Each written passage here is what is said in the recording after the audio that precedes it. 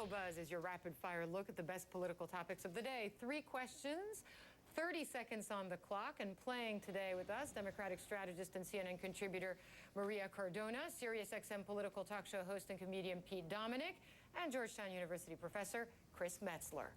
Hello, everyone. Hello. Hey, Hala. First question, Ron Paul's GOP rivals are on the attack. Rick Santorum says that Paul is left of Obama on national security. Bachmann says Paul is, quote, confused about same-sex marriage. And Gingrich unleashed on the Texas congressman to our Wolf Blitzer. Listen.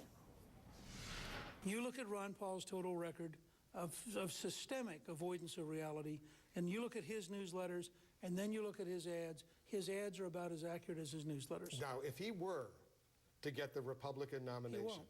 let's say he were, could you vote for him? No.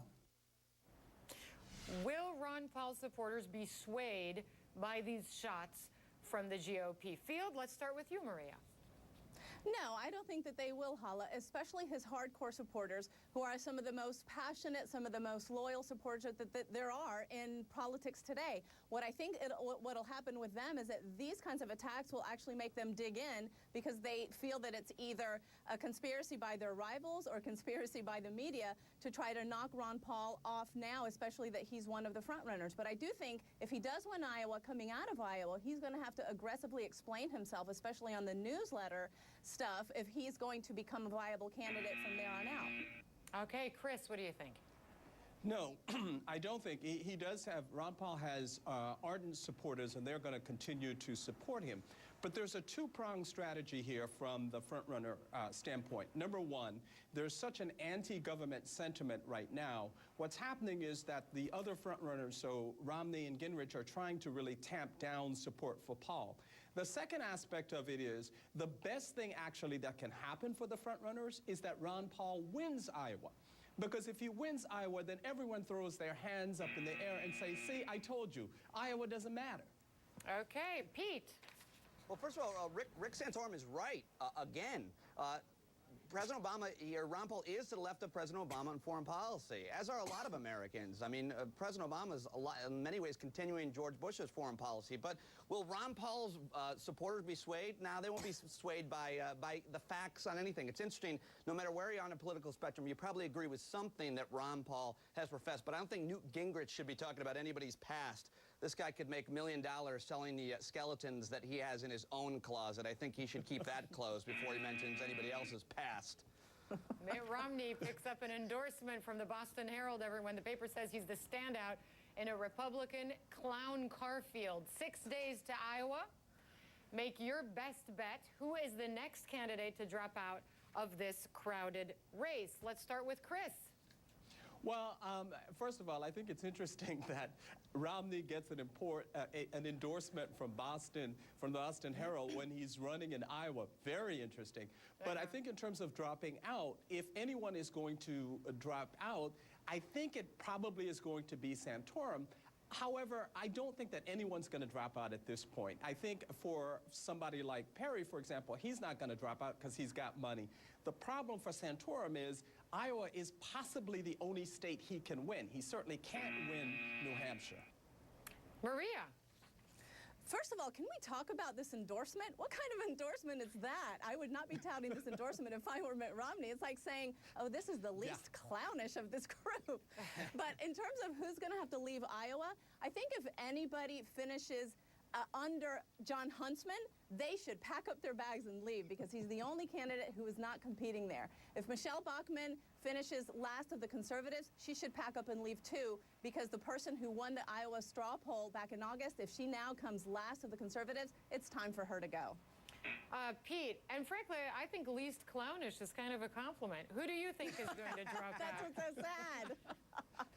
I'll take it as a compliment. I've been called least clownish myself. It doesn't hurt that much. The clown car image is hilarious. I mean, have this idea of like Herman Cain driving it into a ditch, and then Donald Trump jumping in and out of it, Sarah Palin circling the clown car trying to see if there's a window open. But who's going to drop out after Iowa? I'm sorry to not be risky here, but I think it's got to be Rick Santorum. He's gonna leave professional politics and join some organization with the word family in it, so he can control women's bodies and make sure that gay people don't have equality in America, manipulating Christ's teachings for political gain. Okay, your buzzer beater, everyone, 20 seconds each. Mitt Romney cracks a joke at Gingrich's expense. Here he is talking about Newt's failure to qualify for the Virginia ballot. I think you compare that to, was it Pearl Harbor? I think it's more like Lucille Ball at the chocolate factory. So, I mean, you know, you got to get it organized. If you could compare the Republican race as a whole with a sitcom, what would it be? Maria.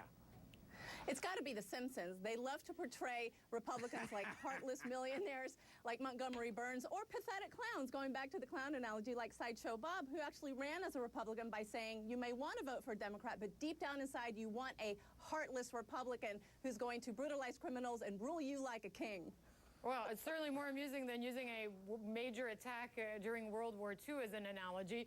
Chris, what sitcom would it be? Well, I'm the typical conservative here. I can't make up my mind. First of all, Mitt Romney cracked a joke. What, did he get, I don't know, a swag transplant?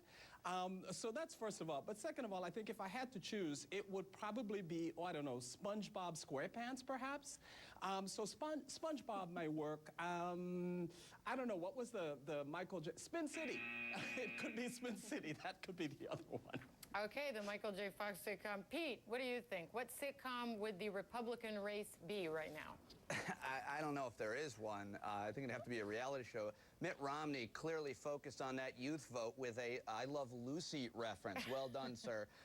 If it, I don't know, maybe the Addams Family, the Munsters, maybe more of a reality show, how like the desperate, the Real Housewives of Texas, Utah, Bethlehem, and Newt Gingrich. How about that?